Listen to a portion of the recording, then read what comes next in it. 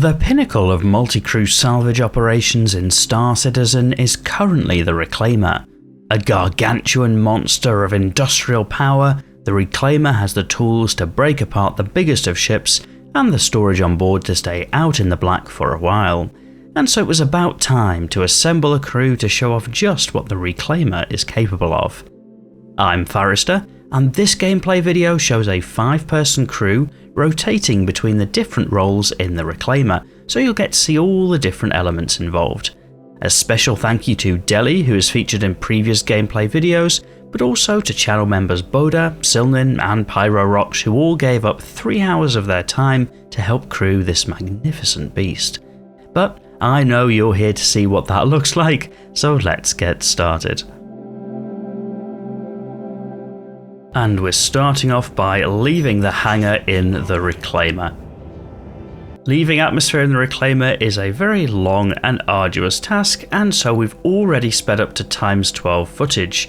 This is one single continuous loop of gameplay, but in the bottom left you'll see when I have sped up the footage, and that's just to keep the overall video length down.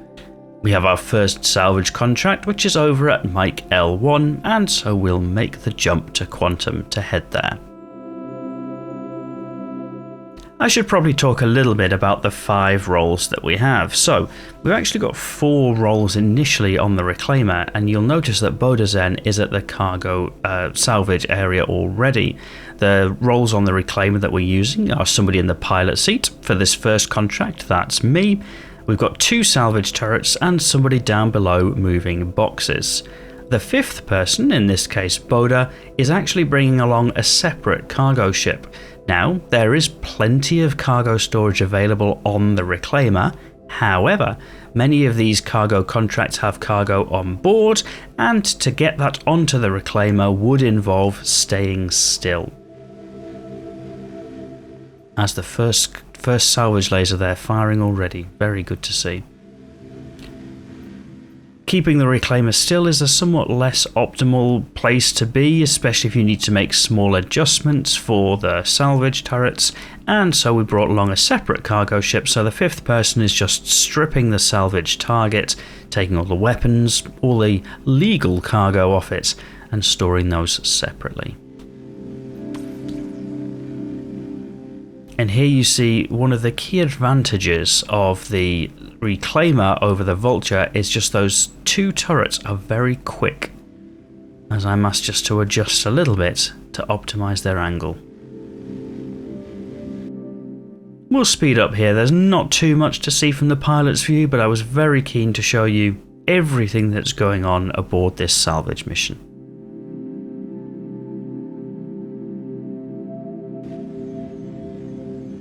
And here's a nice external view of Reclaimer doing what it does best and salvaging away at a good meaty salvage hull.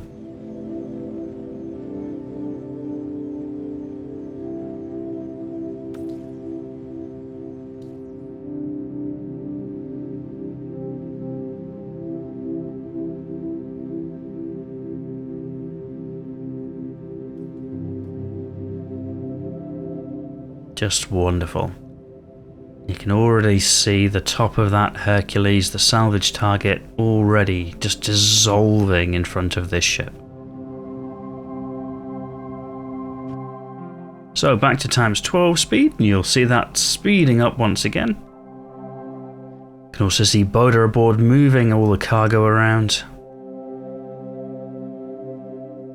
Now we've got 5 different roles. Well, 5 different crew people. It's actually 4 different roles because there's 2 salvage turrets, so it's the same role but a different turret. Over the course of this gameplay video you'll see me swapping between those roles, but also the other guys did the same. This was, I guess, a bit of an experiment for us, a chance to try out and see kind of what each position feels like. So we all got a good chance to do different parts of the operation. And that probably helped us overall to have a better understanding of what each other was doing.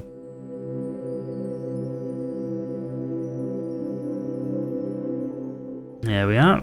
So move to the underside of the Herc. Appreciate it is times 12 speed, but the 2 turrets move fast, especially when there's somebody down below grabbing the boxes.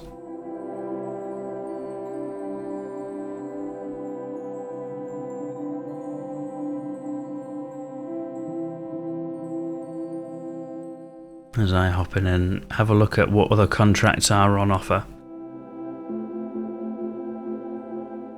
I'm watching how quickly this Hercules is being salvaged and thinking, right, let's get the next one queued up where possible.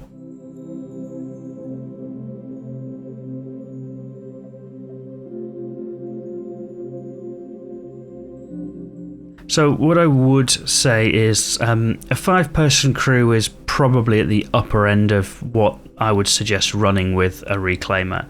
I mean, theoretically, you could do it with 1. It wouldn't be the best of experiences, but I would say 3 to 4 people would be the ideal. You can really make some good speed with salvaging with 3 to 4.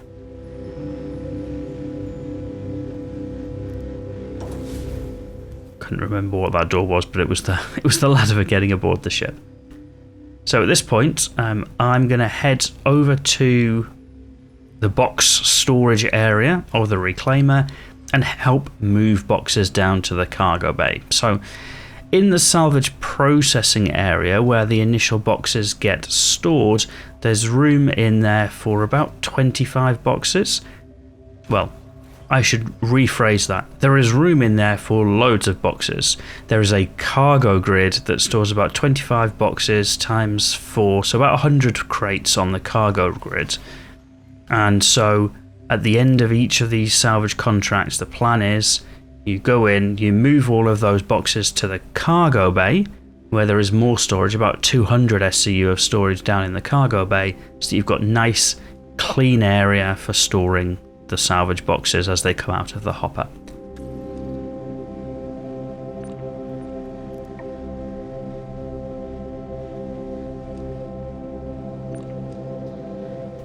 Incidentally, the reclaimer is a bit of a maze, but actually doing this sort of thing with it helps you to learn where everything is, because you're kind of running from front to back from time to time, so it's quite a good way of learning where everything is on the reclaimer.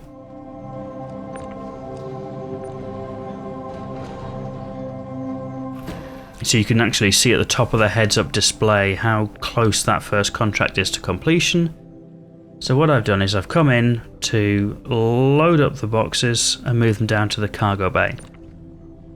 Now Boda, our 5th, has already done a few of these and has next headed out to try and find the next salvage contract just to speed up the overall flow between them. So I'm down from the pilot seat because we don't need to move the ship as much to move these boxes down.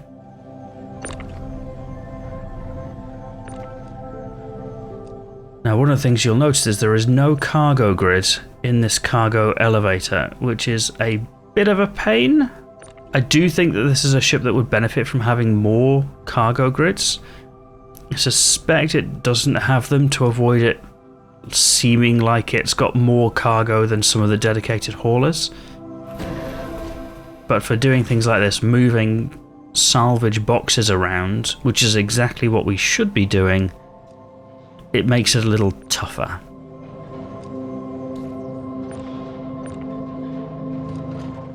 So this is the main elevator at the back of the reclaimer. It goes between the different salvage areas. Let's just look for the contractor share. It goes between the salvage areas. It can exit the ship, and it also comes down here to this cargo storage area. The cargo hold, I should say. Now we've got Boda in the bottom, who's organising all of our boxes for us, and then I'm just chucking these in and making a mess. That sounds like something that I would do.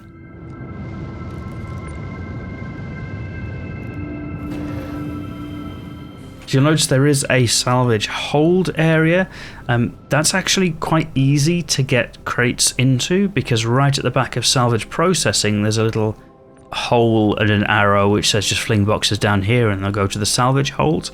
The challenge is that there's no cargo grid in there, so you're just doing it manually, and there's something about my knowledge of Star Citizen that makes me a little bit uncomfortable with loose boxes just flying around the ship. So yeah, so there we are, times 12 speed, helping just to stack the boxes from the first contract, and there's a good number in there.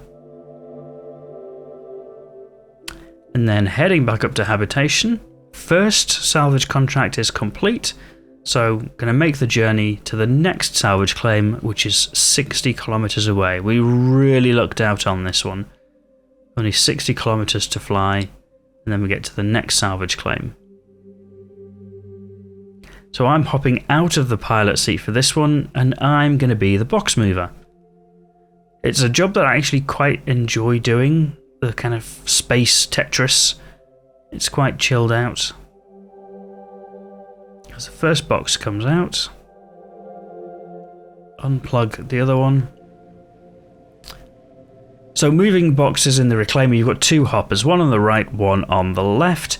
They'll have a little yellow light that pops out before a box appears, and then just as with the Vulture, you've got to move that box to somewhere else before the next box is ready, otherwise you've got to manually eject. And when you've got two people operating the big salvage turrets, that's really, really important to be on top of. There are these cargo grids that help with organising things. And it's about 100 SCU of cargo grid storage on this salvage processing deck. So there's plenty to be able to put all the boxes on here from a single salvage contract that exists in game at the moment. It's just a shame that the cargo grid only extends one SCU box high, which feels a bit of a way. So you can see there is so much room in here. You could stack it way higher than that with boxes. And the same is true of the deck below as well. So feels like a little bit of an arbitrary limitation, hopefully one that is rectified at some point. So for this salvage contract, we actually don't have any cargo on board the Hercules that we're salvaging. It's an empty Hercules, so it's purely just salvage. And so we've essentially got an extra person. We've got the fifth person that would be unloading that cargo that is free for other things. So they're going to be moving up here and helping to move these boxes straight away down to the cargo grid. So you'll see here, I'm loading all the boxes onto one side, and as they make it up, they're going to unload the boxes from that side, and I'll move to the other side just so that we're not tractor beaming across from each other. Never cross your streams, and that way we're just not flying boxes around in front of each other's face. So they're essentially going to be loading the cargo bay as we go, and that will save us a little bit of time at the end of the contract from doing it all at once.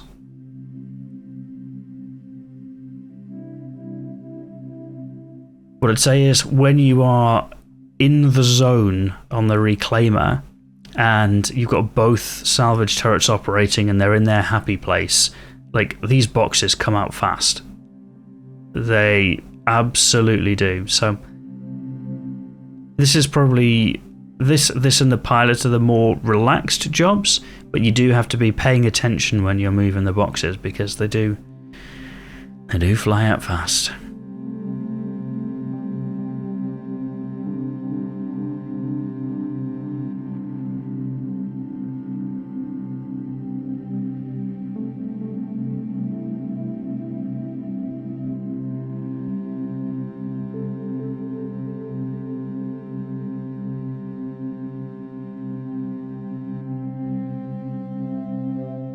This is another one that in times 12 speed, it's kind of quite relaxing to watch back.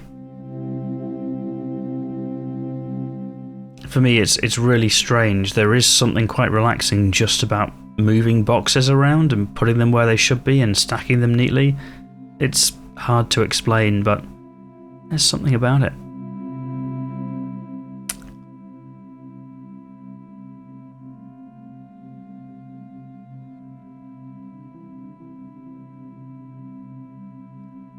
and now I've actually swapped, and I'm down in the cargo bay, just stacking in the cargo bay.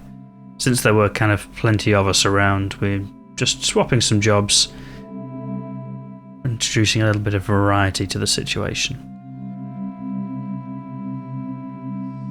And don't worry, I will show what all of this looks like, not in ×12 speed, once we're kind of finished with our operations. So you'll get to see kind of what the full cargo haul looks like without having to freeze frame and try and spot out by single frames.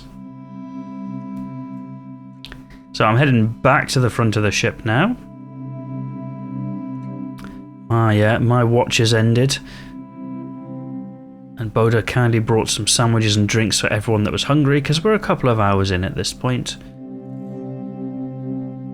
So we're going to head to the next salvage claim as the ship is scanned. Don't mind a ship scan because I've got nothing to be ashamed of on board. And the next salvage claim is over at Hercules. So I made a critical mistake here. Please do not repeat this mistake. The stock quantum drive on the Reclaimer is awful. It's so slow. Oh my goodness, it's so slow. So Boda had to drop away and get something to eat, and pretty much the time that it took to eat a full meal was the time that we were in quantum travel here. Even at ×12 speed, I think you're getting a sense for how slow this quantum travel was. Just going halfway across Stanton. It's not even across the whole system. This is Mike L1 to Her L2. So essentially, Microtech to Hurston. It took a long, long time.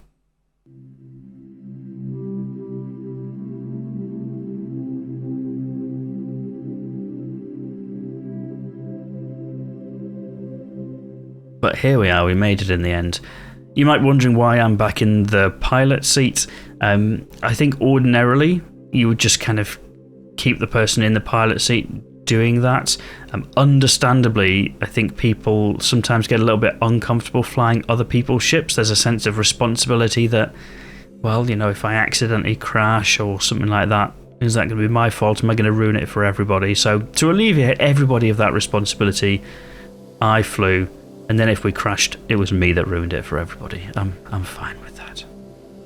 So here I'm entering into the salvage turret. There's two of these that are located right behind the pilot's chair. And this is what the turret UI looks like for the mining turret, the salvage turret on the Reclaimer.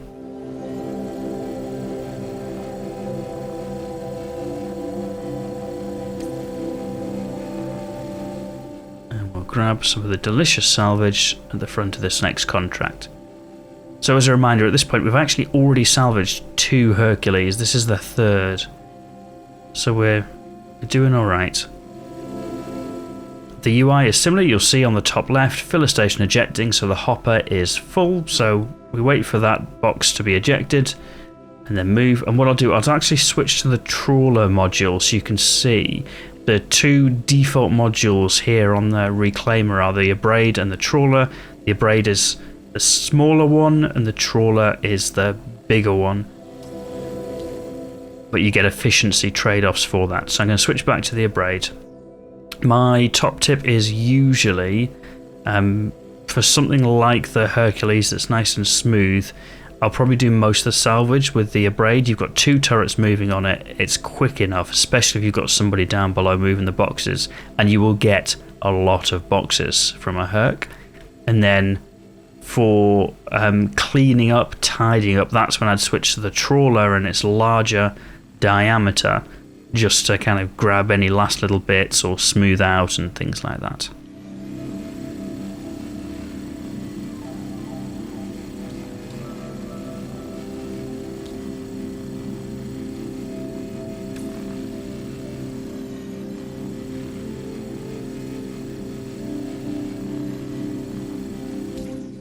There you are, filler station ejecting. So I'll ×12 speed this now. So this is the salvage turret gameplay. And again, this is this is not dissimilar from being in a Vulture, really. The only nuance is that there are two of you, so it can help to be focused on different areas of the ship. And also that if you've got somebody in the pilot's chair, from time to time, you might need them to make little adjustments just so that your turret can aim where you're wanting it to aim. Actually, for this first element, we're parked in pretty much the perfect place, so we've got good sight lines across the whole of this Hercules. So you won't see the pilot moving for a little bit, but that's just because of where we were. The thing that is hard to really convey from this salvage turret is just the sheer number of boxes that are being salvaged as we move to the underside of the Herc. This is a lot of boxes. Like every time that flashes up yellow, that's a box, and there are 2 turrets doing this. And probably the person in the second turret is more efficient than I am because I get distracted and just like painting the hull, essentially. So you'll see, before we get to the end of this video, we'll go down to the cargo hold and just have a look at just the RMC boxes that this has generated. It's a lot of scrap.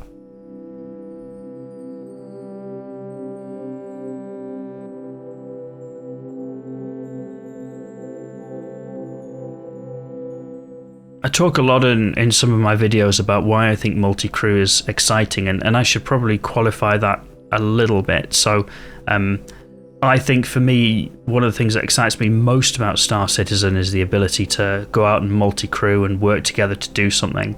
I still fly most of my time solo, 75% plus solo, but these times when we get a crew together and we go out and do something, whether that's in the Reclaimer out salvaging something or in the Hammerhead out blasting away with all those turrets, those times when you do get organised and do something, it makes it feel quite special because those are ships that you tend not to take out solo. So for me, this is the fun element of multi-crew. It's not necessarily an every day, every time you log in kind of thing. It is an organised activity, but it pays off. It's really fun to kind of hang out with people and chat and strip a hull, and it's nice to have these non-combat focused multi-crew activities, I guess similar to what you might see if you watch Red Monster out in the mole with the Org.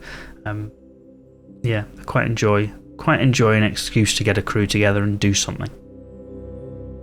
So we've stripped the hull there, so there are 3 Hercules worth of cargo in the cargo hold. We're going to head to Lorville. The decision for Lorville was basically it was closest, and having had an absolutely awful quantum travel journey on the way in here, nobody wanted to go all the way back to Microtech, so everyone agreed that we could just drop them off at Lorville. Plus it's quite cool seeing here coming in the clouds.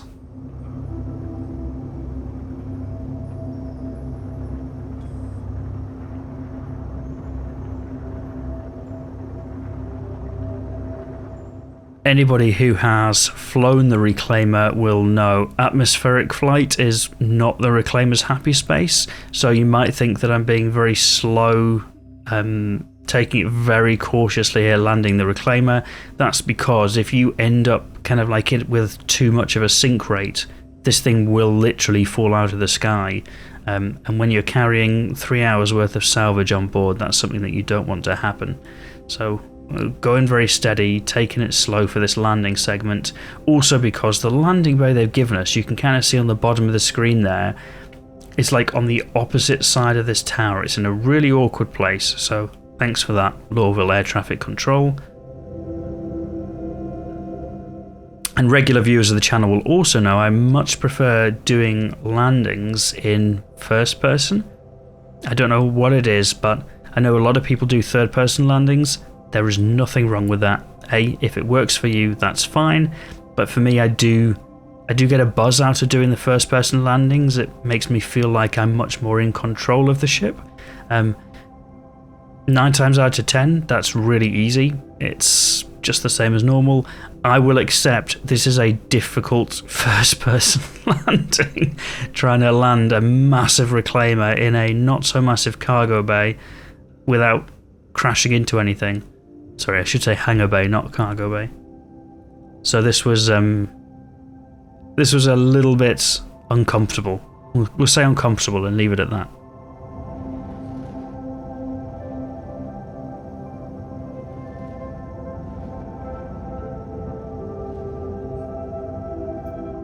As you can see, the visibility from the front is, well, it's not great. You can see enough of what you're doing to be able to land it just by trusting that the hangar bay is big enough and parking the front of the reclaimer kind of centrally on that, and then gingerly heading down.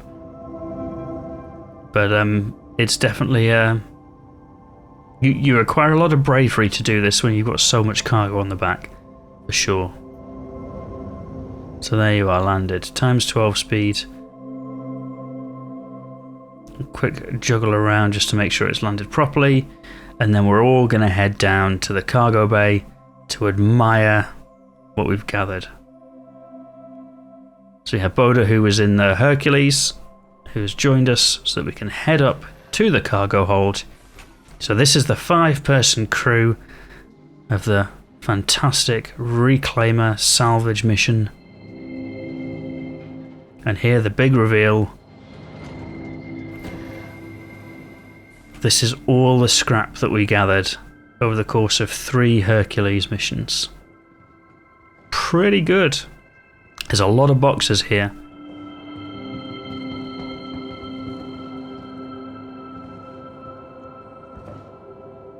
Here we are, here's your crew. Try and get you into a good position so you can see everything.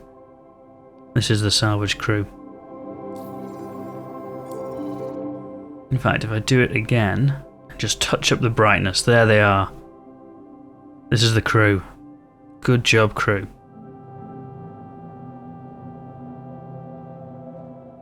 So, end to end, a lot of this footage has been sped up, and we'll go and sell the cargo so you can see how much we made. But end to end, it was about 3 hours to salvage the 3 Hercules. That was probably longer than it needed to be for a couple of reasons. So I think first we made a point of swapping roles. Clearly it would have been more efficient to keep the same roles, everyone doing the same thing, but I think it was more interesting for everyone to swap roles. So efficiency wasn't necessarily the goal, and that awful quantum hop that we did from Microtech to Lorville, to Hurston, sorry, that added a lot of time as well. So we could have saved a lot of time by not doing that. And here we have the moment of truth. So, Reclaimer, salvage 207 SCU of RMC, and that's worth 1.593 million Alpha UEC. Not bad at all. So we would split that across the whole crew. In reality, actually, a few people said, you don't need to pay me, I had fun, I've got loads of money, which is fine, great for me, because I sometimes feel like I don't. So thank you for those who kindly refused a payout. But essentially, you've got 1.6 million there of scrap. Across the weapons and cargo from the salvage contracts, we also got about 312k, so that's a total of 1.9 million Alpha UEC, and if you split that up across all of the crew, the 5 crew equally, that would have been 381k each.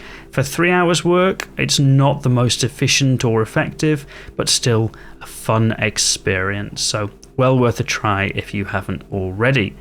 If you enjoyed this gameplay video, pressing the like button will let me know I should make more like this, and if you're not yet subscribed, given that you've got this far, you probably want to do that too, so that YouTube will know to show you more videos like this in future. Otherwise, and as always, thank you for watching.